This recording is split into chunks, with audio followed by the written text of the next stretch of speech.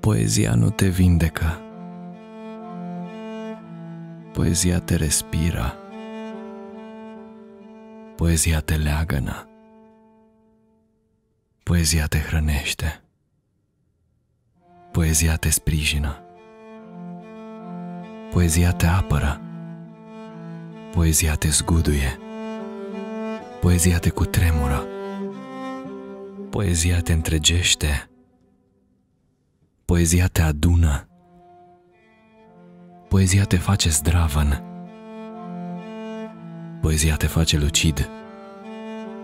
Poezia te face tu însuți. Poezia te duce în adevăr. Poezia te îmblânzește. Poezia te face om. Poezia te face să înduri suferința, maladia, agonia, moartea.